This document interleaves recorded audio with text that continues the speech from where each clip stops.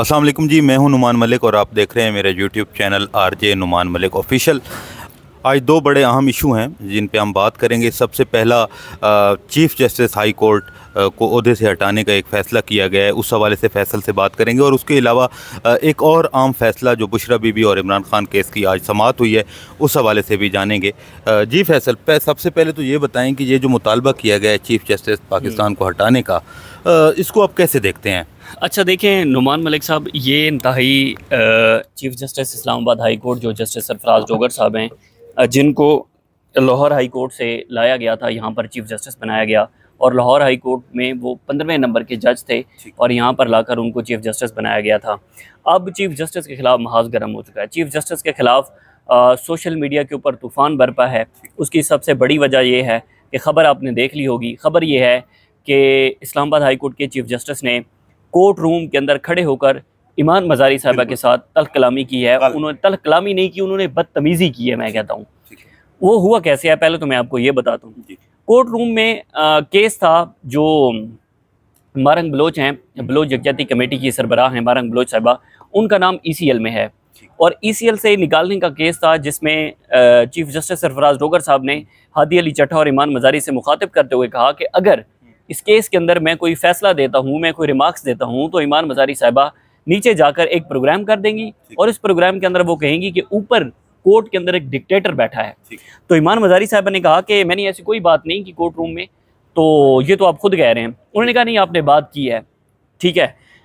अब हुआ ये, उन्होंने कहा कि हादी साथ खड़े थे जो कि उनके हस्बैंड हैं ईमान मज़ारी साहिबा के। तो हादी अली चट्टा ने कहा, तो चीफ़ जस्टिस ने हादी अली चट्टा को कहा कि ईमान को समझाएं, नहीं तो अगर कभी मैंने इनको पकड़ लिया ना तो मैं इन पर तौहीन अदालत की कार्रवाई शुरू करूंगा। किस बात पर आप तौहीन अदालत की कार्रवाई शुरू करेंगे? उसके बाद ईमान मज़ारी ने कोर्ट रूम के अंदर कहा कि जनाब आपकी मेरे साथ जो बातें भी हैं इसका असर मेरे क्लाइंट के ऊपर नहीं पड़ना चाहिए, इंसानी बुनियादी हकूक़ का मसला है। ये तो हो गया कोर्ट रूम के अंदर जो चीज़ हुई वो मैंने आपको बताई। उसके बाद क्या हुआ? उसके बाद दूसरे रोज़ अचानक ये होता है कि जनाब अच्छा, जब ये सारा मामला हो गया उसके बाद ये हुआ कि पूरे सोशल मीडिया के ऊपर एक तूफ़ान बरपा हो गया कि ईमान मज़ारी साहिबा जो कि इंसानी बुनियादी हकूक़ के केसेस लड़ती हैं, फ्री के अंदर मिसिंग पर्सन के केसेस लड़ती हैं, फ्री के अंदर वो लोगों के जो राइट्स हैं उसकी प्रोटेक्शन के केसेस लड़ती हैं। उस हवाले से चीफ़ जस्टिस, आप अंदाज़ा लगाएं ना कि चीफ़ जस्टिस की एज क्या है और ईमान मज़ारी साहिबा की एज क्या है। तो वो ईमान मज़ारी साहिबा उनकी बेटी लगती हैं, बेटी लगती हैं। और किस तरह से आप एक बेटी को कह सकते हैं कि मैंने अगर आपको कभी पकड़ लिया ना, आप इन अल्फाज पे गौर करें कि एक औरत के हवाले से इस तरह की गुफ्तगू करना और वो भी एक औरत के हवाले से बड़ा एक गलत चीज़ है, नामुनासिब है, इंतहाई नामुनासिब है। तो सोशल मीडिया पर बहुत ज़्यादा तूफ़ान बरपा हुआ और ज़रा ये बताते हैं कि फिर जब सोशल मीडिया पर बहुत ज़्यादा इसको शुरू होने लगी, इलेक्ट्रॉनिक मीडिया ने इस मामले को उठा लिया, तो तकरीबन 12 से 13 घंटे के दौरान ना चीज़ें बहुत ज़्यादा वायरल हो गई। तो फिर चीफ़ जस्टिस ने क्या किया? चीफ़ जस्टिस ने एक चाल खेली। हम सुबह गए अदालत। चीफ़ जस्टिस की अदालत में कोई एक अहम केस भी समाअत के लिए मुकर्रर नहीं था। अचानक एक वकील साहब आते हैं एक केस की समाअत के दौरान और सरफराज डोगर साहब वहाँ पर वजाहत देना शुरू कर देते हैं। मीडिया का कोई बंदा कोर्ट रूम के अंदर नहीं बैठा था।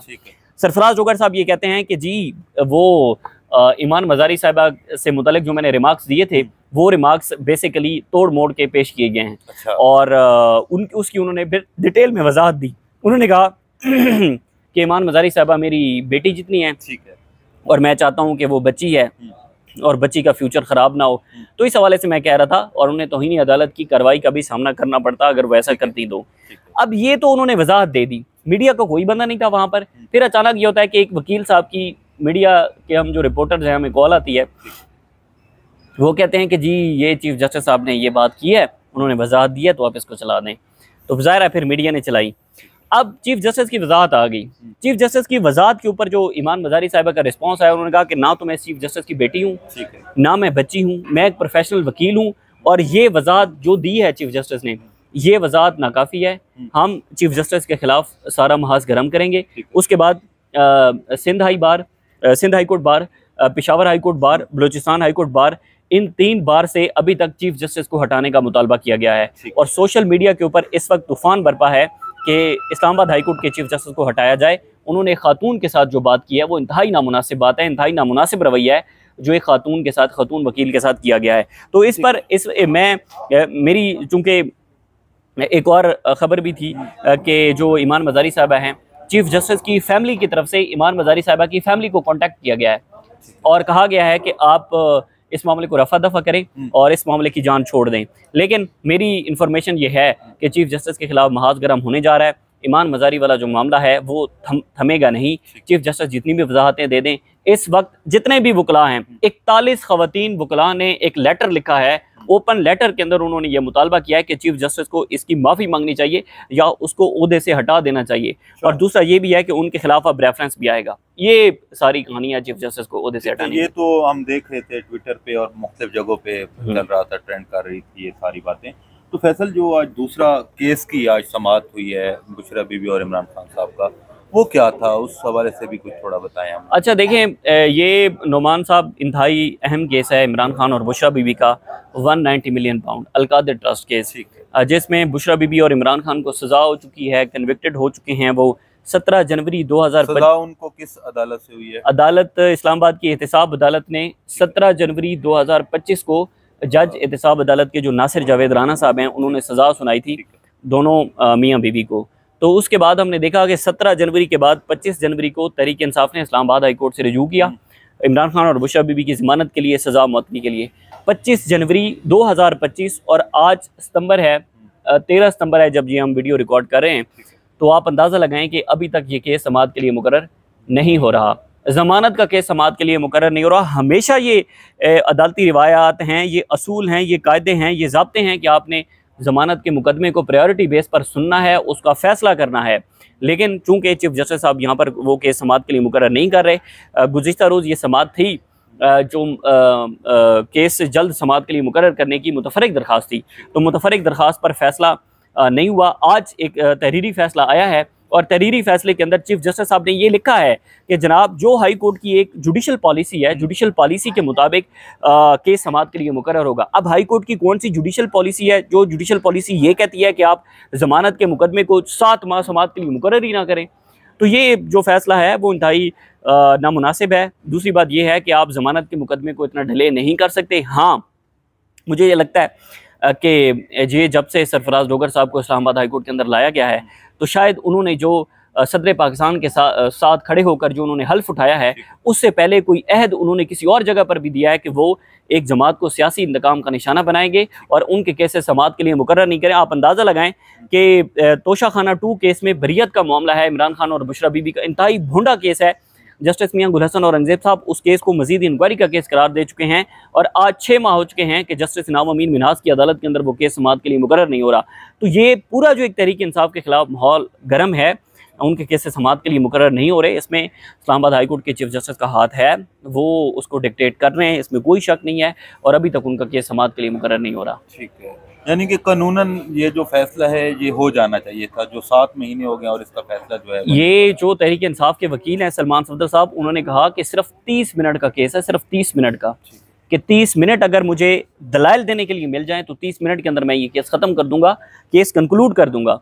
और 30 मिनट कहाँ पर, और आप अंदाज़ा लगाएं कि अब 7 माह कहाँ तक हो चुके हैं। मेरी ये इन्फॉर्मेशन है कि तोशाखाना 2 केस जो अडयाला जेल के अंदर चल रहा है, वहाँ से पहले सज़ा होगी, और जब सज़ा हो जाएगी तो इधर से भी सज़ा मुअत्तल हो जाएगी, ताकि दूसरे केस के अंदर इमरान खान कन्विक्ट हो जाएं और वो मामला वहाँ पर ठप जाए। और अदालत ने एक और केस है जिसमें इमरान खान ने तकरीबन जब असम्बलियाँ तहलील की थी पंजाब और खैबर पख्तूनख्वा की, तो उस वक्त अदालत ने इमरान खान ने हाई कोर्ट से रिजू किया था पुलिस, नैब और FIA के ख़िलाफ़। तो उस केस के अंदर पूरे पाकिस्तान से अदालत ने अगले हफ्ते के लिए एक तफसीली रिपोर्ट तलब कर रखी है कि पूरे पाकिस्तान से बताया जाए कि इमरान खान के खिलाफ कितने मुकदमात दर्ज हैं, कौन कौन सी अदालत के अंदर दर्ज हैं, FIA के पास कितने हैं, नैब के पास कितने हैं, पुलिस के पास कितने हैं, कितनों के अंदर चलान जमा हो चुका है, कितने अंडर ट्रायल हैं, कितनों के अंदर कन्विक्टेड हैं। एक जलसे का सुना था, KPK में एक जलसा भी होना है, और बहुत सारी चीज़ें मैं ट्विटर पे देख रहा था कि ये सनम जावेद और